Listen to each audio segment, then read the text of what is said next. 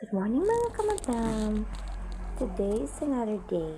Naghimo rin tag kuan karon. Okay, order sa atong customer. So kaiyaha man yung mga flowers. Ato ning usual time. Sa ang mga people's berry. No, so wow kay nila mga flowers kay first time gud nato ni makabanggaan ni roses na blue. So daghan din siya order diri itong customer.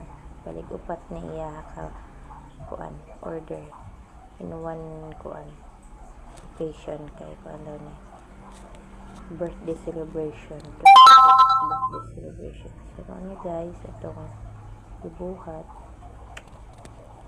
tabang-tabang may duwa dali ni Sisi, hagpat-hagpat ni sa ilahang kuan, ilahang flower nga medyo buhi nga medyo luyot nga ewan, basta mo na to. So kana lang atong update. Bye bye.